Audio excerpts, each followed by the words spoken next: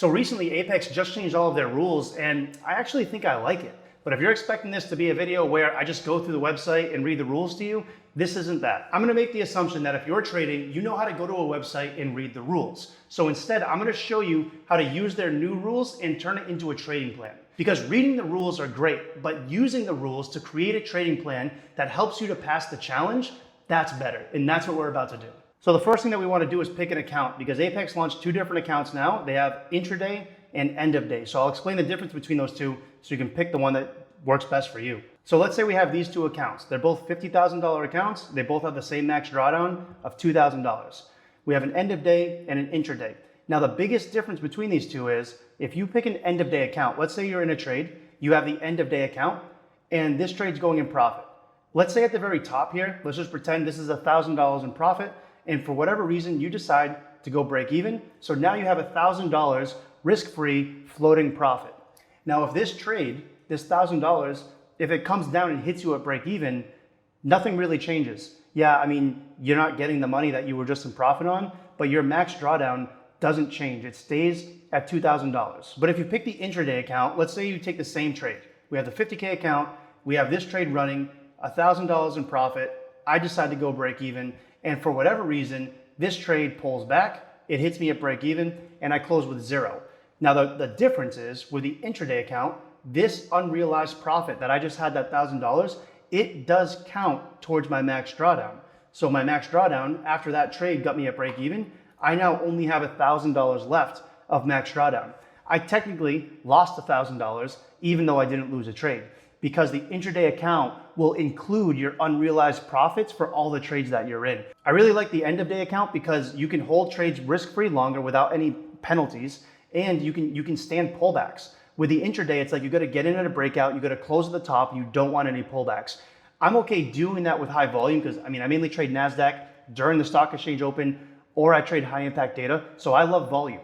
It's easy for me to catch these breakouts, but at the same time, I can catch 400 ticks in profit and get break even in the same candle because of volume. So that's a lot of profit to lose if you're using this intraday. It can be a little tough. So why would somebody choose the intraday if the end of day is obviously better? Well, the end of day has one more rule that I haven't talked about yet. We'll come here and you can see it has a daily loss limit. The daily loss limit is automatically applied to the end of day account for $1,000. Now, this is not the same as your max drawdown, right? You have your max drawdown here. I'll add it. We'll put DLL, and this is $1,000. All this means is that while you're trading, if you lose $1,000, it cuts you off. It closes the trade at $1,000 in drawdown and lets you start trading the next day. In the next part of this video, we're gonna go through the challenge phase, but when we get into the funded phase, you're gonna see why this daily loss limit should not be the reason why you decide which account to choose. At the end of the day, it's up to you, but I don't think this is gonna be as important, and you'll see why as we go through this. So after we picked our account, you pick intraday or end of day. Doesn't matter to me, I'm gonna cover both of them here. Now we're gonna go into the actual account and the numbers themselves. So let me bring over my pretty little iPad. This is a screenshot from Apex's website, and there's a couple numbers here that are really important to me. Number one, the max drawdown. This is an important number for me. And then number two, the daily loss limit. Once again, I'm gonna cover it for both accounts anyways. And I know a lot of people, I'm not gonna talk too much in it. The minimum days to pass and the profit target, these two numbers are irrelevant.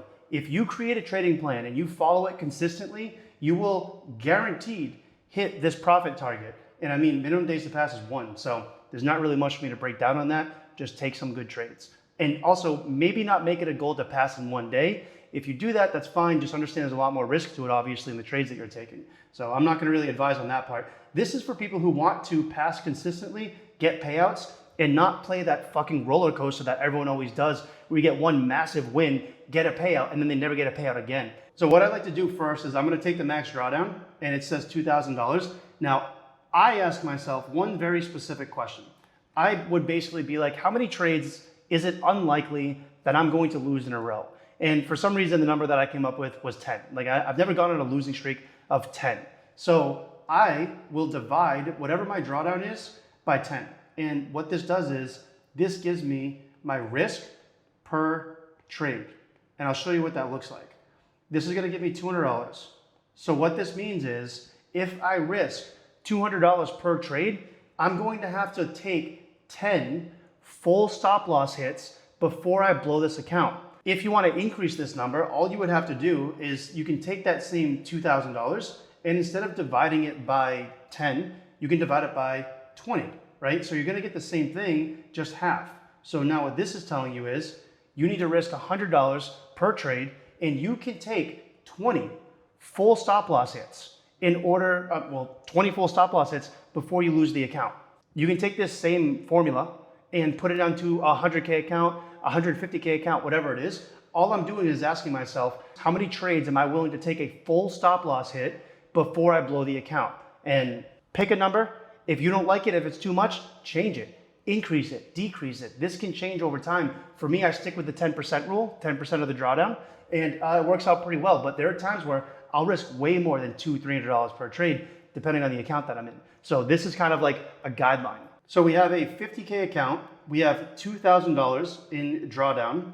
I'll put DD here. And then you're going to be risking, we'll put RPT is going to be your risk per trade.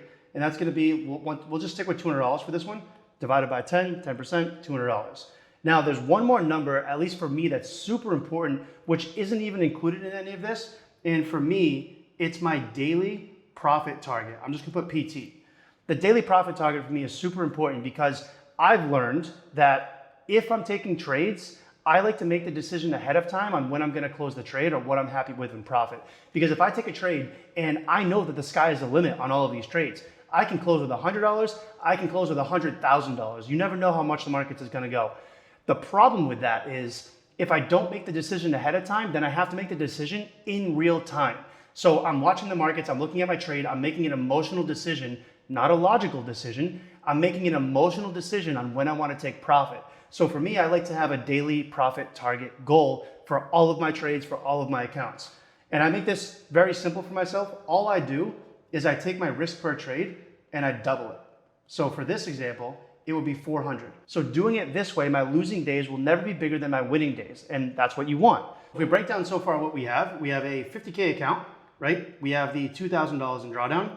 Risk per trade, I'm going to stick with the 10% here, that divided by 10. So this is going to be $200 per trade. We can get rid of that. And then my daily profit target is going to be $400 per trade because I'm just doubling it. Now for the last rule, one of these accounts has a daily loss limit and the other one doesn't. The end of day right here, we can see there's $1,000 for a daily loss limit. I use a daily loss limit in my trading plan, even if the prop firm doesn't have one. I don't make them give me that rule. And I encourage you guys to do the same, even if you use the intraday. So I'm going to include a daily loss limit in this, but also I'm not going to use $1,000.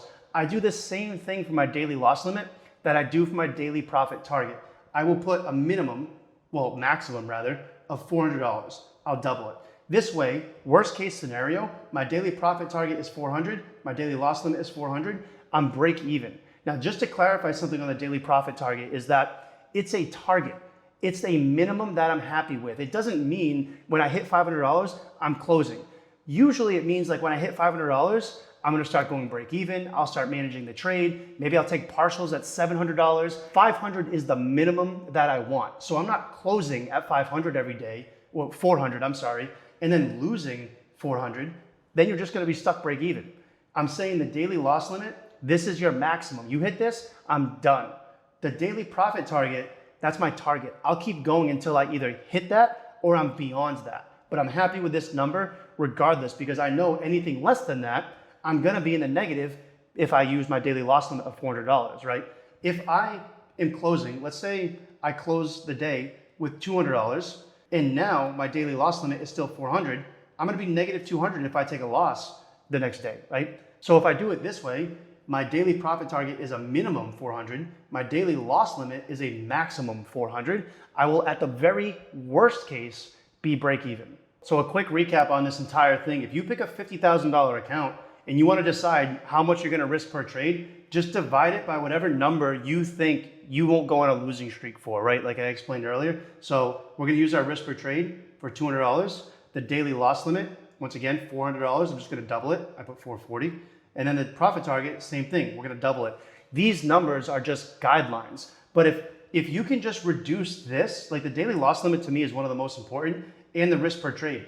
The daily profit target, obviously that's important too. I mean, these are all very equally important, but what I'm trying to say is you just wanna minimize your downside as much as possible because all it takes is that one loss. that one big YOLO trade that puts you into drawdown, and it just puts everyone at the point of like, fuck it, I'm just gonna reset. Screw it, it's just $100, I'm gonna keep doing this. And you just put yourself into this never-ending fucking hamster wheel of just resetting your account over and over and over again. Instead of just taking a small loss, taking the punch to the chin, coming back tomorrow, taking a big win that makes it all up, and just doing that over and over and over again. Your chart and your profit should look something like a chart on NASDAQ, right? You're gonna go up, you're gonna make some profit, you're gonna take a loss. You're gonna go up, you're gonna make some profit, you're gonna take a loss. The problem is when you're going up, you take a loss, and then you just fucking one big win and then a million, oh, it stopped drawing. It stopped working as soon as I was gonna explain that. So the problem is when you're going up, you take that loss, and then that loss just fucking snowballs. And that's what most people do. It's just revenge trading, it's over leveraging, it's all this nonsense. Following these rules in this plan in the challenge phase will get you past that hump into the funded phase. So with the challenge phase out of the way, we can put this to the side and let's go over the funded phase. There are a few things that change, but we're gonna go to the website to actually check it out. So on the website right here, the PA, performance account, that's the funded account, same thing. Both the intraday and the end of day say this right here. Daily loss limit enforced intraday, right? So if I were to go over to this is intraday right here, I'll show you end of day. I'll come over to end of day, I'll go to the PA account, exact same thing, right? So now in the funded phase, both accounts have a daily loss limit. It doesn't matter which one you're using. This is why I said before, if you're choosing the intraday or the end of day for the challenge phase, and you're choosing the intraday because it doesn't have a daily loss limit, it's only gonna give you that benefit while you're in the evaluation phase, right? You're not gonna get it in the funded phase, which is why I'm like, it doesn't even really matter. So I would stick with the account based on if you like the end of day trailing drawdown or the intraday trailing drawdown. I lean more towards the end of day. I really like this one. So if we look on Apex's website, I'll show you the 50K account again. We have a daily loss limit of $1,000 as long as you're within this profit range, right? So it tells you, I won't read every number, but it tells you the profit range. It tells you what your daily loss limit in each one. And it also tells you how many contract sizes you can have. So it has tiered daily loss limit, which will get bigger as you grow. And it has tiered contract sizes, which also get bigger as you make more profit. And the last thing I want to talk about with you guys is the payouts. There are two different things that I find interesting with the payouts, and I'm going to cover them right here. The first, well, this actually isn't that interesting. They changed from 8 days to 5 days. It's pretty self-explanatory. I don't got to explain that to you guys. You got that. Now the consistency rule has changed from 30% to 50%, but I still think it's worth going over because people need to understand what this means. No single profitable trading day may account for 50% or more of total profit earned since your last approved payout. So this last approved payout part I think is important for most people to pay attention to when you're funded because you can't really build a buffer in between payouts. The balance that you have is only counted since your last approved payout. So if you're building this buffer, at least from what it's stated here, if you're building this buffer, you can't break the 50% rule because you have a higher balance. It's only counted, like it says right here, total profit earned since last approved payout, which means all the profit you've earned before your other payouts, if you have multiple payouts, don't count towards this one and you can still violate the 50% rule. So pay attention to that. Real quick, speaking of payouts, if you guys are struggling to get payouts or you're looking to get them consistently, all of this stuff, a lot of these rules with prop firms is about risk management. And if you don't have a good trading strategy, risk management doesn't really matter. So if you want help with a profitable strategy, I trade NASDAQ every single day during New York session. I have over a 92% win rate, and we have over a 75% pass rate for everybody in my live trading group on prop firms. So if you want to come join some winners and trade NASDAQ with us, I'll put the link in the description below. So with Apex and their new rules, they say that you can only take 6 payouts and then they just reset you all over again. This is a screenshot of their chart and what it shows you their accounts are worth basically. And I actually, when I first heard about this, I was like, I think this is stupid. Like, I don't like that you're gonna kick me out after 6 payouts. I have to go take a challenge all over again. And I'm like, why? Why don't you just make me go live? Which they do have something about going live, but as I looked into this a little more, I'm gonna show you maybe a reframe on how you can look at these accounts because looking at it from this way, I actually think it's worth it. Now, when you look at the accounts from this perspective, it puts a value on them individually. So you can check this out and say, okay, a $25,000 account, if these are the max payouts I can get, that account at its max is worth $6,000. Same thing, the $50,000 account is worth $13,000 because that's how many payouts you can get. A $100,000 account is 18 grand and then so on. $150,000 account is 20,500. So when you add up all these payouts, that's the value that you can get out of it, assuming you get these payouts. So from an ROI perspective, I think this is worth it all day, especially if you multiply this by 20. With 20 accounts on this, you're talking 120K for the 25K account. If you have 20 accounts on the 50K, you're gonna make $260,000 in 30 trading days. For the 18K, you're talking about $360,000, and then 150 is $410,000. Once again, this is multiplied by all 20, and all I'm doing is putting a value on each of them, right? So if you can think long-term and look at it from this perspective, you're spending like $100. What does Apex have? Like 95% accounts all the time? I mean, 95% discounts. It's like $18 to $25. You can spend $1,000, get 20 accounts. And if you're profitable and you follow this, you can make $400,000 in 30 trading days. So I think, once again, from an ROI perspective, this is still worth it all day. I'm excited to see what happens with their live accounts because I do want to go live with them, but I'm going to start by doing this end of day account. So as a quick recap, you want to first decide end of day or intraday. In the challenge phase, you want to determine your risk per trade, you want to determine your daily loss limit, and you want to determine your daily profit target. And then when you get into the funded phase, remember that you now have a daily loss limit on every account, doesn't matter what it is. You have a 50% consistency rule, and you can only get 6 payouts, which I still think is worth it because the ROI is there.